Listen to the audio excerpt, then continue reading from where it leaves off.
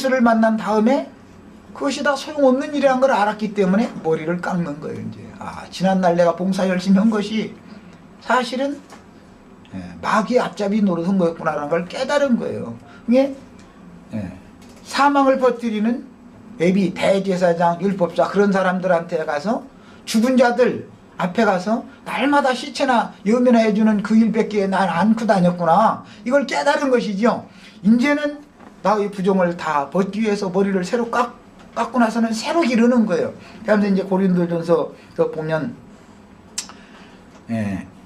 내가 그리스도 예수를 본받은 것 같이 너희는 나를 본받으라. 그러면서 여자들이 머리도 없는 이야기 이제 해나가잖아요.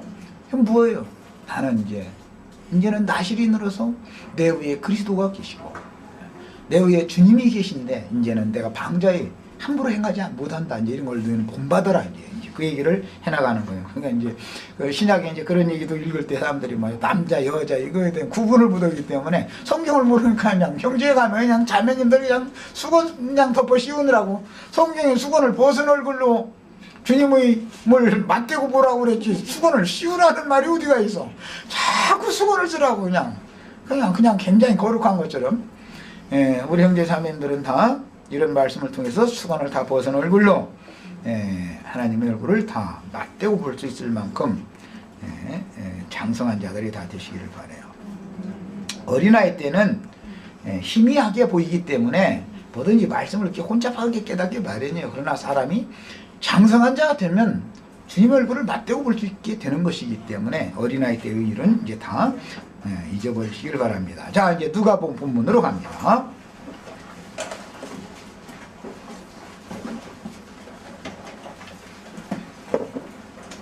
그래서 이제 오늘 두 달락 말씀인데 오후 시간에 이제 형제 자매님들이 더 말씀을 많이 나눌 수 있도록 이제 남은 시간 간략하게 요약적인 말씀만을 나누도록 하겠습니다.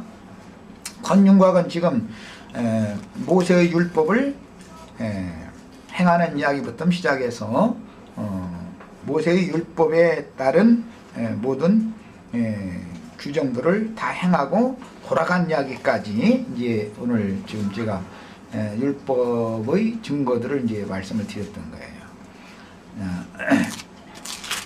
이제 첫해에서 처음 난 난자는 주의 거룩한 자라 하리라. 주의라는 것은 소유가 누구의 것이냐 그 말이죠. 하나님께 들으신 자다 그 말이에요. 자, 그래서 예수는 나시린으로 되어진 분이었던 거예요. 원래는 사녀를 정결케 하기 위하여 아이를 데리고 와라는 말은 없죠. 율법에 아이를 데리고 와서 사녀를 정결케 하는 게 아니죠. 산모만 가서 하면 되는 것이죠. 그런데 아이 40일 된 아이까지도 데리고 간 것은 지금 이 아이를 먼저 하나님의 것으로 멸할 물건이 아니라 이제 반드시 죽여야 될 하나님의 것으로 먼저 드리는 거예요. 그리고 나서 마리아의 사녀를 정결케 하는 두 가지의 결례를 지금 행한 겁니다. 한 가지 결례만 행한 게 아니고 첫 해에서 처음 난 주의 거룩한 자를 그 아기를 죽게 드리고 이렇게 나왔죠. 이 일이 먼저 있고 그 다음에 마리아의 사녀를 정결케 하는 그것을 행한 거예요. 그러니까 두 가지 결례를 다 한 거예요. 자, 그 다음에 그런데 이제 예루살렘에 그때 당시 시므온이라 하는 사람이 있었어요. 시므온은 레아가 낳은 두 번째 아들이죠. 시므온이라는 뜻이 뭐죠? 레아가 왜 시므온이라고 이름을 지었죠? 내 기도를 들어주셨다라는 뜻에서 시므온이라고 붙였다고 그랬죠? 그러니까 시므온은 기도하는 사람이고 시므온의 기도를 하나님이 들어주셨는데 들어주신 내용은 이스라엘의 위로를 기다리는 그 사람의 기도를 하나님이 들어주신 내용은 주의 그리스도를 보기 전에는 죽지 않는다라는 내용이죠. 주의 그리스도라는 이 말이 이제 앞에 이미 그 예수는 이름을 이제 하나님이 지어주셨는데 주의 그리스도니까 주님의 기름 부음을 받은 자라는 이제 문자대 해서 참 그런 뜻이에요. 예.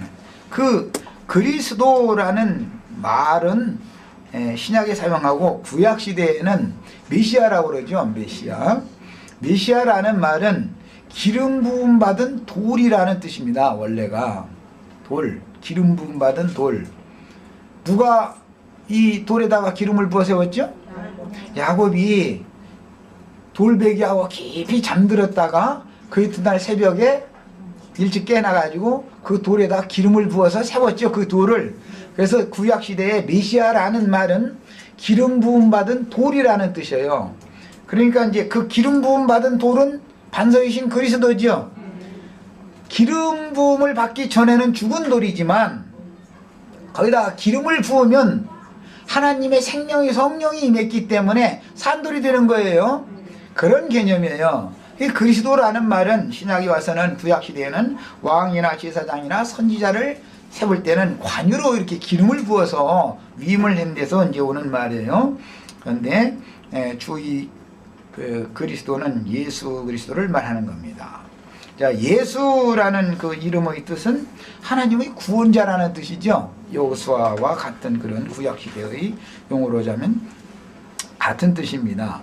그런데 하나님의 구원자 2장 30절 읽겠습니다. 내 눈이 주의 구원을 보았사오니. 그런데 주의 구원이라는 말이 예수라는 말이에요. 예수라는 말의 뜻은 주의 구원이라는 뜻이에요.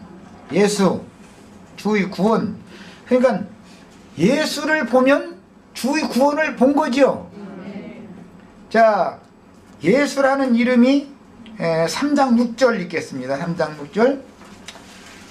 모든 육체가 하나님의 구원하심을 보리라. 하나님의 구원이라는 말이에요. 예수라는 말이 주의 구원, 하나님의 구원, 그런 뜻이에요. 자, 그러니까 예수를 보면 주의 구원을 본 거고 하나님의 구원을 본 거죠. 육체들이 육체에게 기름이 부어지는 것이 이제 시련인데, 모든 육체에게 기름이 부어지는 것이 시련인데, 형제 자매님들이 모두가 다 하나님의 신이 떠난 육체들이었죠. 육체가 되므로 범과 있기 때문에 하나님의 신이 다시는 사람과 함께 하지 않겠다고 떠나셨는데, 때가 찼을 때 요엘 선지자의 예언과 같이 모든 육체에 대해 신을 부어주리니 해서 이제 찾아오시는 거예요. 그것이 기름 부음 받은 자들이 되니까 그리스도인들이라 칭하다. 신약에서는 이렇게 하는 거예요. 예수가 예수 그리스도인데, 예수 그리스도가 죽고 장사되고 부활되셨을 때 예수가 십자가에서 깊은 잠에 빠졌지요. 십자가에 올라가서 죽은 것이 깊은 잠이 든 거잖아요. 장사될 때는 어디에 장사되죠? 바위에 판 무덤에, 바위 무덤에 돌베개하고 잠드시러 가신 거예요. 그 사흘째 되던 날 일어났는데 그게 돌에 기름이 부어진 것이다 이 말이에요. 그래서 예수는 산돌이죠. 산돌이신 그리스도께 나와 너희도 산돌과 같이 하나님이 거할 집으로 세워져야 되고 거룩한 제사장으로 세움을 받아라. 이제 이 말은 무슨 뜻이냐? 부활된 돌이다 이 말이에요. 부활된 돌.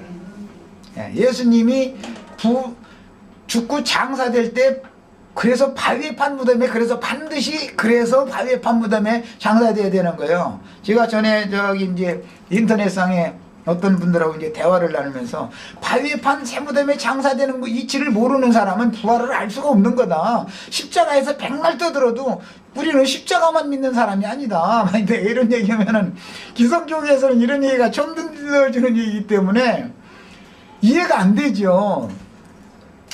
야곱이 깊이 잠이 들었는데 돌을 베고 잠이 들어요.